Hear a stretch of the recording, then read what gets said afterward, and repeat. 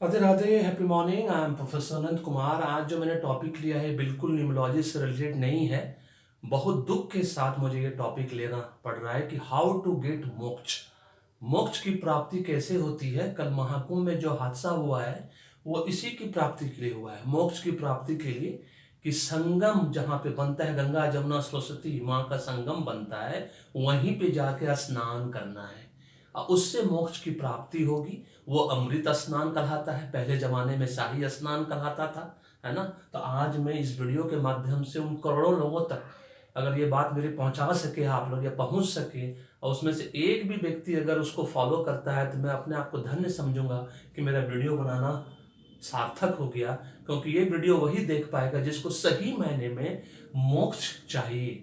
और मोक्ष क्या होता है ये जानना बहुत जरूरी है ना। सबसे पहले ये तीनों चीजें आपस में रिलेटेड है। आज मैं कोई ऐड नहीं करूंगा अपने वीडियो का या अपने कंसल्टेंसी का, मैं सीधा सीधा एकदम आपको टू द पॉइंट बताने जा रहा हूं कि मोक्ष की प्राप्ति कैसे होती है, उसको जानना बहुत जरूरी है। और ये तीनों चीजें आपस में रिलेटेड है। मुक्ति सबसे पहले होता है, मुक्ति कि मुक्ति कैसे मिलती है ना। उसके बाद होता है स्वर्ग, उसके बाद होता है मोक्ष। ये तीसरा स्टेप है।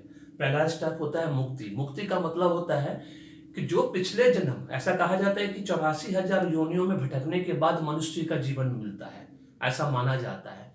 लेकिन हम लोग कहते हैं कि पिछला 7 जन्म, है ना, अगला 7 जन्म, यही 7 जन्म पीछे का, मैंने मनुष्य योनि प्राप्त करने के पीछे का 7 जन्म, और मनुष्य योनि प्राप्त होने के बाद अगला 7 जन्म हमारा कैसा रहेगा ये हम नहीं जानते। पिछला 7 जन्म हमने क्या किया हमें नहीं पता, है ना। तो जो मुक्ति है, मुक्ति किसका होता है? आत्मा की मुक्ति होती है सबसे पहली बात। और अगर भागवत गीता आप पढ़ते हैं, मैं तो रोज पढ़ता हूं, अगर आप पढ़ते हैं तो आपको पता होगा कि आत्मा को ना कोई मार सकता है, ना आत्मा मारा जाता है ना। आत्मा निषेध है, निच्छेद है। कितना सारा वर्ड कहा गया है कि ये ना कभी मरता है ना मारा जाता है। एक शरीर, एक इंसान के मरने के बाद वो दूसरे इंसान में ट्रांसफर हो जाता है। तो इसका मतलब क्या है? मुक्ति। किसकी मुक्ति? आत्मा की मुक्ति। तो आत्मा की मुक्ति कब मिलता है? जब आपके कर्म अच्छे होंगे। सबसे पहली बात है कि कर्म, जो लॉर्ड कृष्णा हमारा प्रभु जो हमेशा बार बार यही कहता है कि आपके कर्म अच्छे होने चाहिए तभी आपको मुक्ति मिलेगी। जब हमारा कर्म ही अच्छा नहीं होगा तो हमें मुक्ति कैसे मिलेगी? तो क्या होगा कि हमारा आत्मा एक शरीर से दूसरे शरीर में ट्रांसफर होगा, फिर दूसरे से तीसरे में होगा, फिर अगला 7 जन्म तक ये ट्रांसफर होता रहेगा। क्योंकि जब प्रभु राधे राधे ने जो डिसाइड किया है ना, है कि मोक्ष की प्राप्ति का डिसीजन जो है वो सिर्फ ब्रह्मा विष्णु महेश में सिर्फ लॉर्ड विष्णु और लॉर्ड शिवा के पास है। और उन दोनों ने इसका अधिकार दिया है सिर्फ राधे माँ को। और राधे माँ को जितनी भी माँ के रूप में आपको, जितनी माँ का पूजा करते समझ ले राधे माँ उन सब रूपों में है। मतलब मोक्ष की प्राप्ति किसको होगी नहीं होगी ये राधे माँ डिसाइड करेंगी, ये और कोई डिसाइड नहीं कर सकता है। और ये मोक्ष की प्राप्ति के लिए पहला स्टेप हो मुक्ति। तो आत्मा की मुक्ति, है ना, कैसे होती है ये जानना है। तो उसके बेस पे सबसे पहला क्या है? कर्म, अच्छे कर्म। मनुष्य योनि जो मिला आपको, आपने पिछले 7 जन्म के कर्मों का फल पाकर आप मनुष्य योनि में जन्म लिया आपने। अब इस योनि में, जो मनुष्य योनि में आकर जो आपने अच्छे कर्म के, उसके बेस पे आपको स्वर्ग मिलता है। अगर आपके कर्म अच्छे नहीं हुए, जान लीजिए एकदम क्लियर कट समझ लीजिए कि मोक्ष की प्राप्ति कैसे होती है। अगर आपके कर्म अच्छे नहीं हुए, आप इलीगल एक्टिविटी में जुड़े हुए हो, आप लोगों के बारे में बुरा सोचते हो, है ना, अपनी बहू को जला के आते हो, गंगा मैया में जाके नहाते हो, है ना, संगम में जो हंगामा हुआ आज उसी की वजह से हो कि मोक्ष मिलेगा वहां ना, तो वहां पे नहाने से मोक्ष नहीं मिलता है। कुछ भी कर लो आप, ऐसे मोक्ष नहीं मिलता। जान लो कि मोक्ष की प्राप्ति कैसे होती है। पहले तो मुक्ति सबसे पहले इंपॉर्टेंट। मुक्ति के लिए अच्छे कर्म करना पड़ता है, सो दैट कि आपका आत्मा एक शरीर से दूसरे शरीर में ट्रांसफर ही ना हो, अच्छे कर्मों की वजह से होता है। अगर आपके कर्म अच्छे नहीं है, बुरे हैं, इलीगल, आप दूसरों के बारे में हमेशा गलत सोचते हो, ईर्ष्या रखते हो, द्वेष रखते हो, जलन रखते हो, लोगों को ठगते हो, लोगों को बेवकूफ बनाते हो, लोगों की हत्या करते हो, करवाते हो, ये सब चीज अगर करते हो, है ना, हर इलीगल एक्टिविटी में इन्वॉल्व हो, तो आपको अगला 7 जन्म तक आपको आत्मा को मुक्ति ही नहीं मिलेगी। मतलब आपको 7 जन्म तक आपको मौका दिया जाता है राधे माँ की तरफ से कि आप अपने आचरण को सुधारो, अपने कर्मों को सुधारो। उसके बाद भी 7 जन्म मनुष्य का जीवन जो आपको मिला, है ना, जो प्रेजेंट जीवन है, उसके मरने के बाद आप मान लो 80 साल तक जिए, उसके बाद फिर से मनुष्य का जीवन मिला किसी और रूप में, 7 टाइम्स आपको मौका दिया जाता है कि अपने आचरण को, अपने कर्मों को अच्छा करिए। उसके बाद भी अगर आपका कर्म अच्छा नहीं हुआ तो आप समझ लो भूत प्रेत की योनि में लास्ट में आपको जगह मिलती है। उसके बाद आपका कोई गुंजाइश नहीं है कहीं भी जाने का, ना स्वर्ग में ना मोक्ष में। उसको कहते हैं मुक्ति।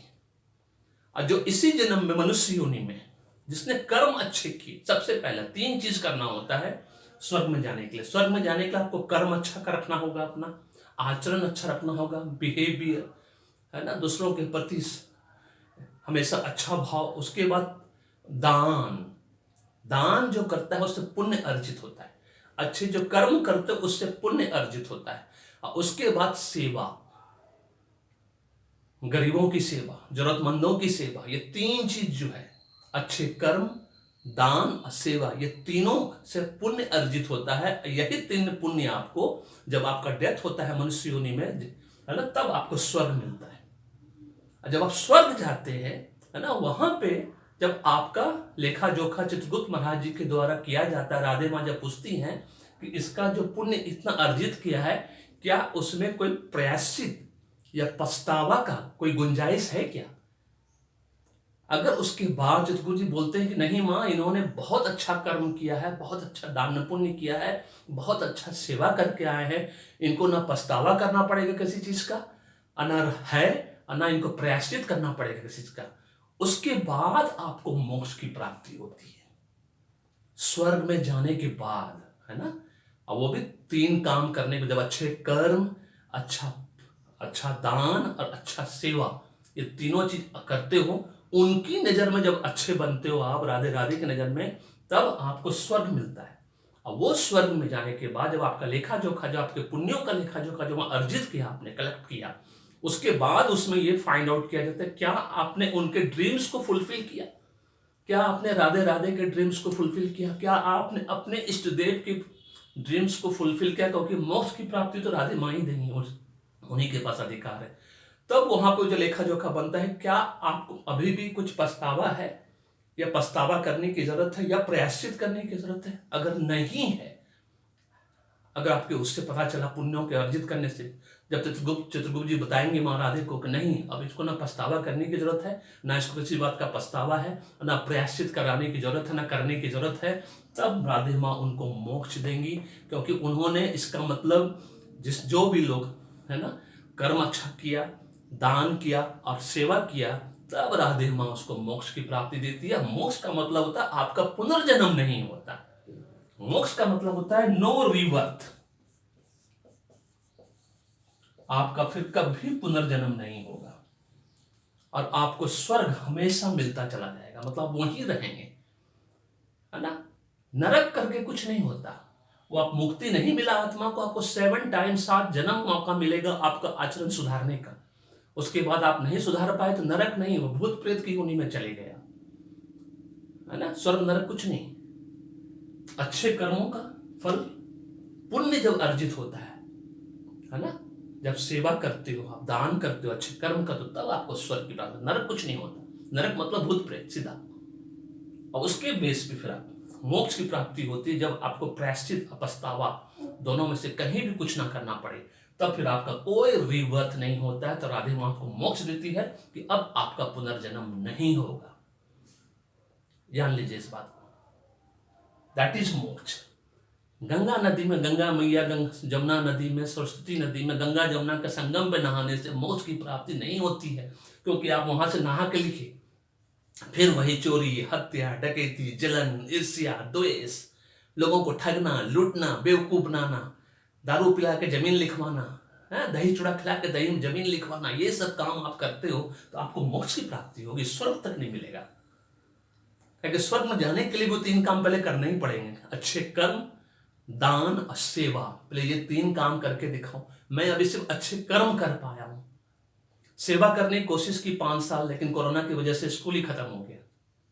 और दान तो अभी भी नहीं कर पाता हूं ढंग से, एकदम छोटा छोटा चिल्लर टाइप का दान कर पाता हूं, बड़ा बड़ा दान अभी भी नहीं कर पाता, पैसा ही नहीं है अभी उतना, है ना। तो इसीलिए मोक्ष की प्राप्ति के पीछे मत भागो, पहले सोचो कि आपको मुक्ति कैसे मिलेगी। मुक्ति के लिए अच्छे कर्म करो। सबसे पहले अच्छे कर्म करोगे तो आत्मा, इसी मनुष्य योनि में आपका आत्मा ट्रांसफर होकर है ना, किसी दूसरे में जाएगा तो वहां भी अच्छा ही कर्म करोगे।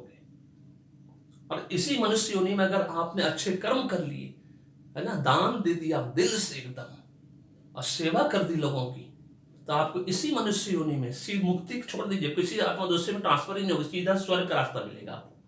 और वहां स्वर्ग में सिर्फ आपको खाली ये जो पुण्य अर्जित किया उसके बेस पे खाली राधे माँ ये डिसाइड करेंगे क्या आपको अभी भी पछतावा है या पछतावा करने की जरूरत है या प्रायश्चित करने की जरूरत है। अगर नहीं है तो फिर आपका पुनर्जन्म नहीं होगा, नो रीबर्थ, दैट इज मोक्ष। और ये सिर्फ राधे राधे माँ की कृपा से हो सकता है, क्योंकि राधे माँ, हम सूर्यदेव को मैं मानता हूँ लॉर्ड कृष्णा, और चंद्रदेव को मानता हूँ मैं राधे माँ, क्योंकि जिस तरह से राधा कृष्ण का कभी मिलन नहीं हुआ, उसी तरह से सूर्य चंद्रमा का भी कभी मिलन नहीं होता है। इसलिए वही दोनों प्रत्यक्ष देवता हैं, उनको ही पूजिए। आप जिस भी इष्ट देव को मानते हैं माँ बाबा के रूप में पूजिए, अब देखिए फिर आपके जीवन में चमत्कार, जैसे मेरे जीवन में हुआ वैसे आपके जीवन में चमत्कार होगा। This is all about this video. Video पसंद है तो लाइक करिए, शेयर करिए, फॉरवर्ड करिए, सबको फॉरवर्ड करिए, बहुत मैक्सिमम लोगों तक पहुंचाइए। सबको पता होना चाहिए कि मोक्ष की प्राप्ति गंगा जमुना सरस्वती में नहाने से नहीं होता, सत्संग सुनने से नहीं होता, है ना, अच्छे कर्मों से होता है। दान, खुल के दान करिए और लोगों की सेवा करिए, गरीब लोगों की, नीडी लोगों की, जरूरतमंदों की सेवा करिए। ये तीन चीज आपको स्वर्ग की तरफ ले जाता है, और फिर स्वर्ग से मोक्ष की प्राप्ति जहां no rebirth. Thank you so much, may God bless you, the happy.